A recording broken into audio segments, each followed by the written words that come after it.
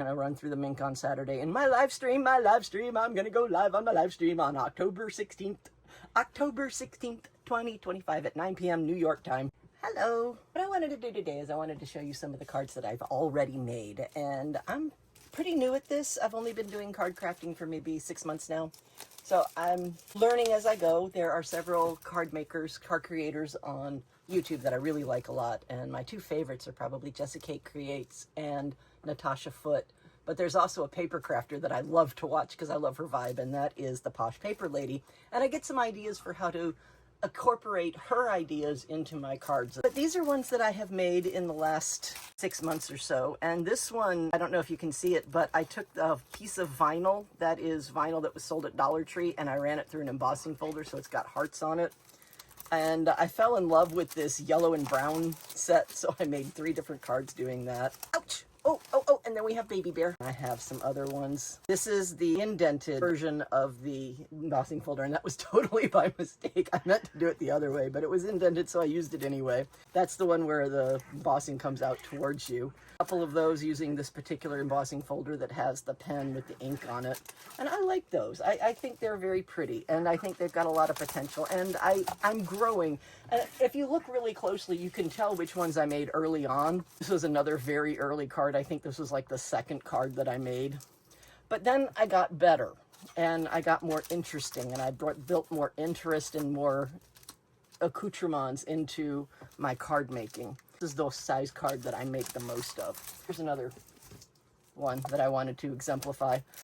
Sentiment behind a piece of vellum. So the sentiment is actually a little washed out because of that.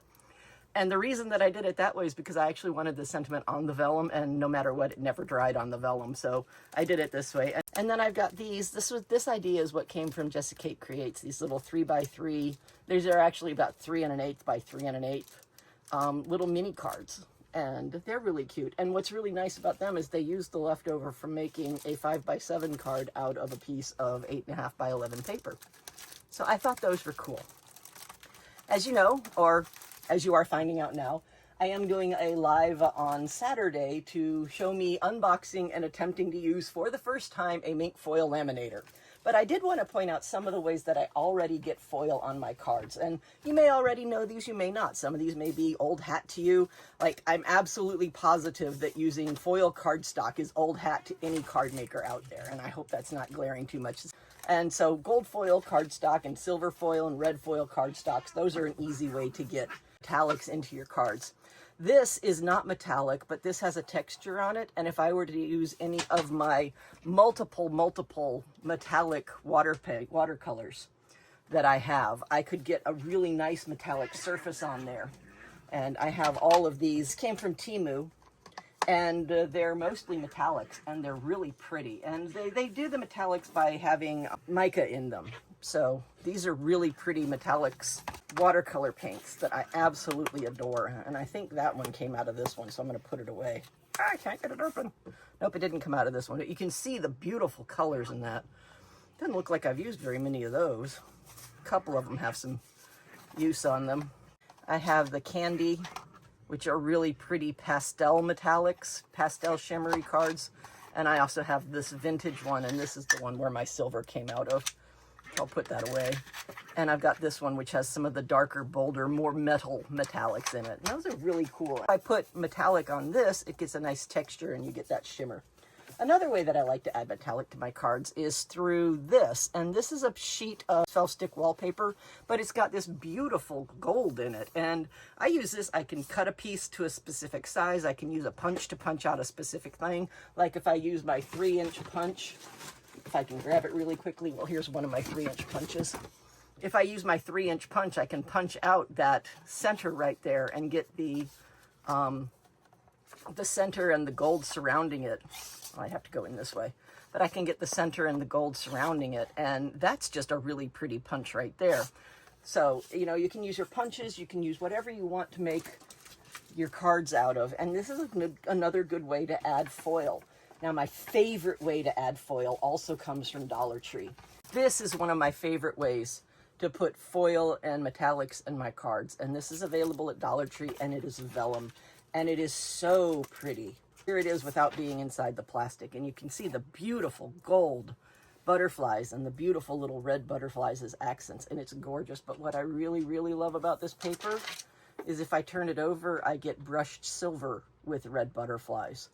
And it's just as pretty. It's not shiny because obviously the metallic is on the other side of the vellum, but it still has that brushed silver look. So I can get bright gold on using this side or brushed silver using this side. And they were sold for $1.25 for 6 sheets. I have no idea if they are still being sold, if that's still the price, if that's still the number of sheets you get. And then the last way that I get foil or gold metallics on there is I use foil ribbon. And when I do this, I put a piece of double-sided tape on the back of the card front, and then I run this over the front of the card front, but it's attached to the back. So those of you who make cards, you're probably already aware of this trick, but you attach it to the back with double-sided tape, and then it comes over the front and you attach it to the other side. So you're not trying to be fiddly with glue or glue tape or any of the double-sided foam tape to try and get it to stay on there. So that's the other way that I put foil on cards currently. But those were the ones that I wanted to show you. So that's how I have been currently foiling my cards and putting metallics on my cards.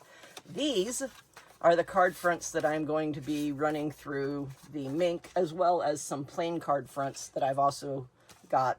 These are the decorated card fronts that are going to run through the Minc on Saturday. In my live stream, I'm going to go live on my live stream on October 16th, 2025 at 9 p.m. New York time.